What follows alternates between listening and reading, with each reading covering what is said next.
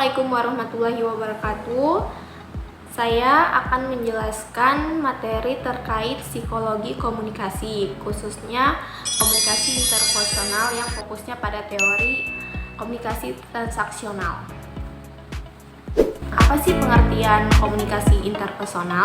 Komunikasi interpersonal adalah proses pertukaran informasi, emosi, ide, dan makna antara dua atau lebih individu melalui pesan verbal maupun nonverbal. Nah, proses ini tuh berperan penting dalam membangun, memelihara, dan memperdalam hubungan antar individu. Dalam psikologi komunikasi, komunikasi interpersonal ini berfungsi tidak hanya untuk menyampaikan pesan, tetapi juga untuk memahami dan mempengaruhi perilaku serta perasaan individu lainnya. Teori transaksional adalah salah satu teori utama dalam komunikasi interpersonal yang menjelaskan bahwa komunikasi merupakan proses dua arah yang dinamis. Dalam teori ini tuh pengirim dan penerima pesan berperan secara simultan. Jadi keduanya ini secara terus-menerus interaksi, memberikan makna serta saling mempengaruhi dalam komunikasi. Prinsip utama dalam teori transaksional. Yang pertama, proses dinamis komunikasi tidak statis, melainkan terjadi secara terus-menerus dengan respon dan umpan balik yang mempengaruhi setiap pihak. Jadi setiap pihak ini berperan aktif dalam membentuk makna pesan. Yang kedua itu dalam komunikasi interpersonal tidak ada peran tetap. Jadi sebagai pengirim atau penerima keduanya itu secara simultan menyampaikan pesan verbal maupun nonverbal dan menerima respon.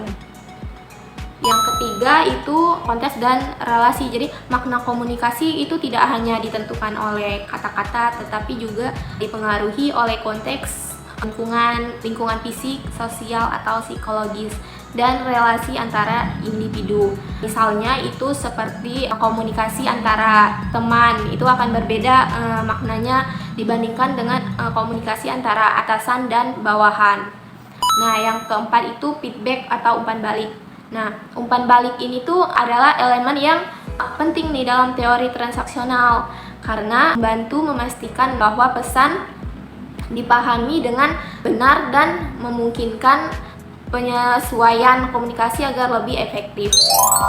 Penerapan dalam psikologi yang pertama itu memahami interaksi sosial. Teori transaksional ini membantu memahami bagaimana orang itu saling mempengaruhi melalui komunikasi.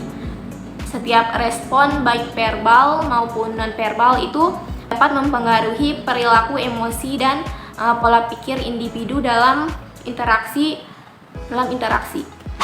Yang kedua, membangun hubungan yang sehat.